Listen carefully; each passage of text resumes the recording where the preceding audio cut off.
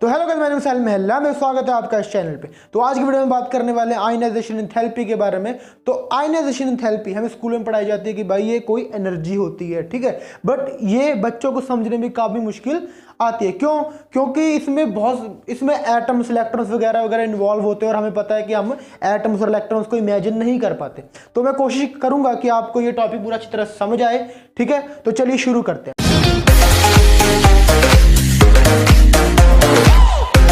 First of all, ionisation enthalpy होती क्या है? तो आपके सामने मैंने डेफिनेशन लिख रखी है आयनाइजेशन एंथैल्पी के बारे में। तो आयनाइजेशन एंथैल्पी हमारे पास क्या होती है? The energy required to remove an electron from isolated gaseous atom in its ground state.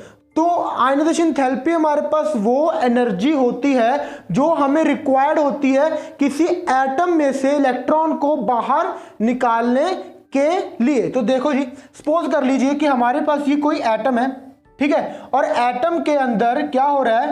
Atom के अंदर हमारे पास क्या होते हैं? सब शेल्स होते हैं, ठीक है जी। और एटम के बीच में क्या होता है? हमारे पास न्यूक्लियस होता है। न्यूक्लियस में हमें पता है चार्ज पॉजिटिव होते हैं और जो इलेक्ट्रॉन्स होते हैं ना, वो इन ऑर्बिटल्स में रोटेट कर रहे होते हैं, ठीक है, इन ऑर्बिट्स में रोटेट कर रहे होते हैं। तो देखो ध्यान से क्या होता है, आयनाइजेशन एंथैल्पी हमारे पास वो एनर्जी है जो हमें रिक्वायर्ड होती है, जो हमें लगानी पड़ती है इन इलेक्ट्रॉन्स को बाहर निकालने के लिए, ठीक है। इस एटम में से इस इलेक्ट्रॉन को बाहर निकालने के लिए जो हमें एनर्जी यूज करनी पड़ती है, that is the ionisation enthalpy. तो पहले आप ये देख लो कि भाई जो इलेक्ट्रॉन्स होते हैं ना, इलेक्ट्रॉन्स और न्यूक्लियस के बीच में ना एक अट्रैक्टिव फोर्स होती है। हमें पता है इलेक्ट्रॉन नेगेटिव चार्ज है और न्यूक्लियस हमारा पॉजिटिव चार्ज है। तो इन दोनों में ना एक अट्रैक्टिव फोर्स होती है। तो उस अट्रैक्टिव फोर्स को हमें ओवरकम करना होता है ताकि भाई ये इलेक्ट्रॉन जो है वो हमारा बाहर आकर मूव कर सके, ठीक है, बाहर आ सके इलेक्ट्रॉन। अगर आपको एग्जांपल में समझाऊं तो आप समझ लीजिए, आपके पास कोई रूम है, ठीक है, और रूम में मैं मान लो कि मैं रूम के अंदर हूं और रूम के मैं क्या है, रूम में एक विंडोज है और डोर्स है। अगर मैं रूम से बाहर जाना चाहता हूं तो क्या करना पड़ेगा?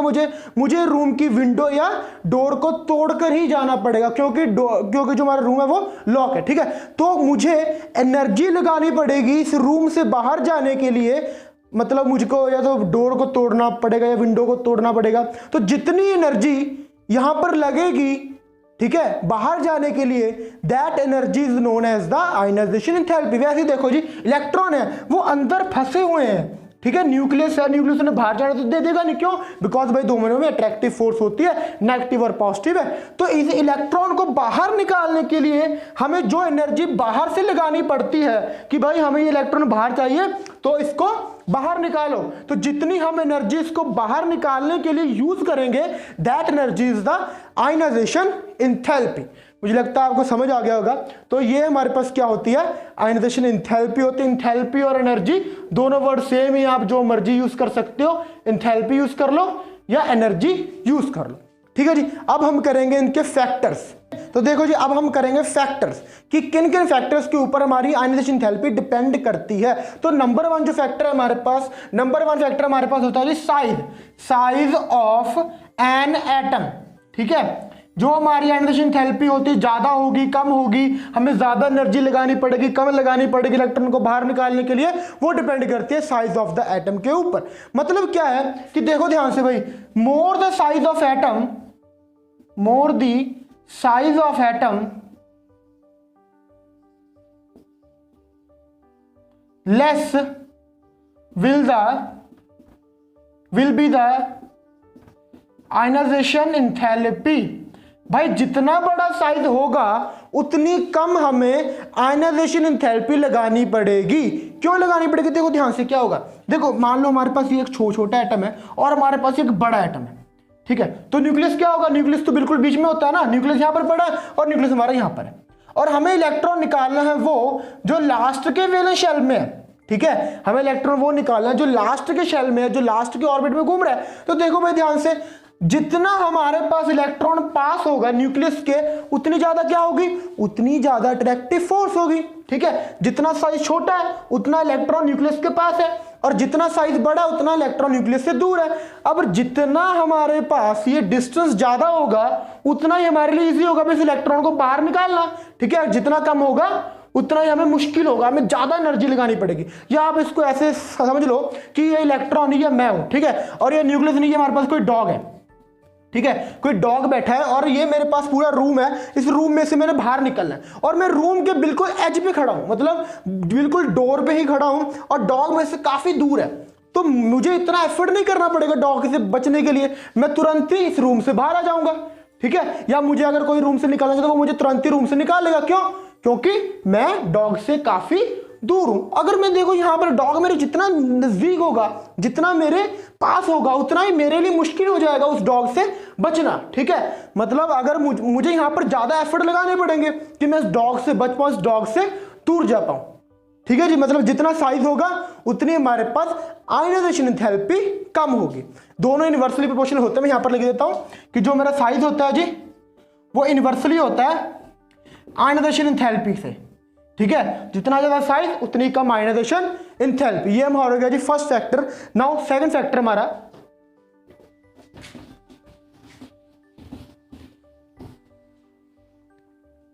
तो देखो जी सेकंड फैक्टर हमारे पास यहां है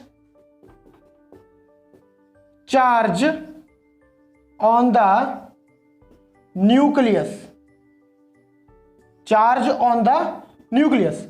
तो न्यूक्लियस के ऊपर कोई ना कोई चार्ज होता है, पॉजिटिव ही होता है, पता है, डिपेंडिंग अपॉन प्रोटॉन कितने ज्यादा बहुत ज्यादा है, ठीक है। तो इलेक्ट्रिक चार्ज के सॉरी, तो जो न्यूक्लियर के ऊपर चार्ज होता है उसके ऊपर कैसे डिपेंड करती है, तो मोर द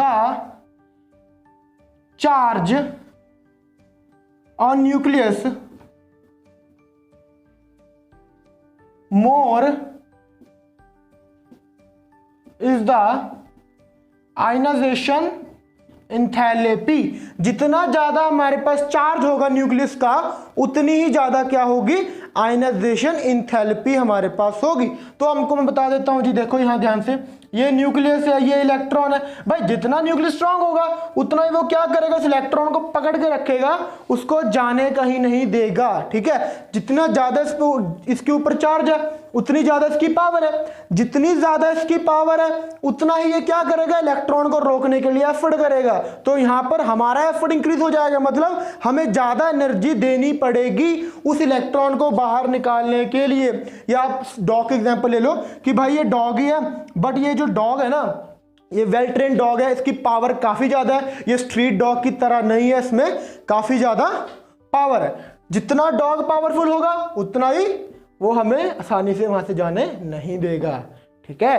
तो हमें ज्यादा एफर्ट लगाना पड़ेगा यहाँ। तो जितना साइज जितना चार्ज और न्यूक्लियस उतना ज्यादा आयनाइजेशन एंथैल्पी। ये हमारा था दूसरा फैक्टर। ये हमारे पास होता है जी डायरेक्टली प्रोपोर्शनल। तो जो हमारे पास चार्ज है डायरेक्टली प्रोपोर्शनल था आयनाइजेशन एंथैल्पी, जितना चार्ज उतनी एंथैल्पी। ये हमारा हो गया जी दूसरा factor. Now we going to do the third factor.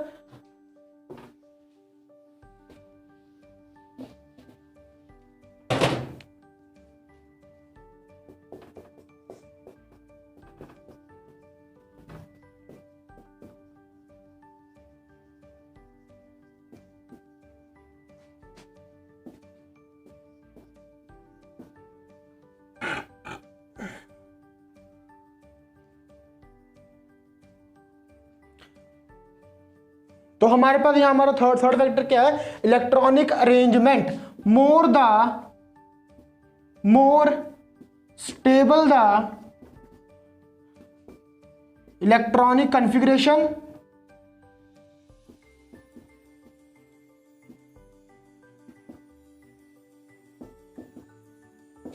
More the ionisation enthalpy.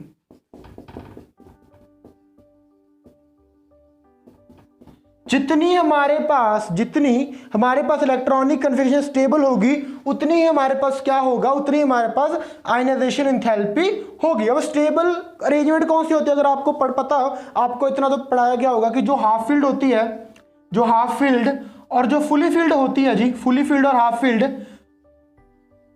वो कन्फिगरेशन हमारे पास बहुत ही स्टेबल होती है, ठीक है। This configuration are very stable. अगर किसी की कॉन्फ़िगरेशन हाफ फील्ड है या फुली फील्ड है तो उसमें उसकी जो आयनाइजेशन एंथैल्पी होगी वो क्या होगी, बहुत ही ज़्यादा होगी। देखो जी पहले इलेक्ट्रॉन स्टेबली बैठे हैं, पहले वे बहुत ही स्टेबल है इलेक्ट्रॉन हमारे जहाँ पर वे रखे हुए हैं, तो बाहर निकलने के लिए हमें क्या करना पड़ेगा, उनकी स्टेबिलिटी को भंग करना पड़ेगा, उनकी स्टेबिलिटी को खराब करना पड़ेगा। तो उस स्टेबिलिटी को खराब करने के लिए क्या करना पड़ेगा, हमें ज़्यादा अमाउंट ऑफ एनर्जी देनी पड़ेगी। भाई हमें इलेक्ट्रॉन हमें चाहिए और तू हमारे पास आ जा। और वैसे ही फुली फील्ड है, ठीक है, फुली फील्ड में से भी क्या करेंगे, अगर हम इलेक्ट्रॉन को बाहर निकालेंगे तो हमें ज्यादा एफर्ट करना पड़ेगा एज कंपेयर टू, अगर सिंपल कन्फिग्रेशन एग्जांपल देता हूं मैं आपको, अगर हमारे पास p ऑर्बिटल है तो अगर उसकी कन्फिग्रेशन मान लो ये हाफ फील्ड है और फुली फील्ड है, मान लो ये फुली फील्ड हमारे पास आ गई जी, अगर हाफ फील्ड है और फुली फील्ड है तो उसमें से इलेक्ट्रॉन को निकालना क्या बहुत ही मुश्किल है, बहुत ज्यादा मुश्किल है। अगर कोई और हमारे पास मतलब मान लो इसमें से 2 इलेक्ट्रॉन है या फिर मान लो कि 4 इलेक्ट्रॉन हमारे पास है, तो इनमें से क्या होगा, इलेक्ट्रॉन को निकालने में हमें इतनी मुश्किल नहीं होगी as compare to half filled और फुली फील्ड, क्योंकि हाफ फील्ड और फुली फील्ड जो कन्फिग्रेशन होती है वो ज्यादा स्टेबल होती है और ये भी क्या करती है, डायरेक्टली प्रोपोर्शनल एंथैल्पी के ऊपर डिपेंड करती है। तो ये 3 फैक्टर्स थे जो मैंने आपको कराया जी आयनाइजेशन एंथैल्पी के ऊपर। आई होप कि आपको वीडियो अच्छी लगी होगी और आपको काफी कुछ समझ आया होगा, ठीक है जी। और आज के बाद आपको आयनाइजेशन एंथैल्पी में कोई भी डाउट नहीं होगा।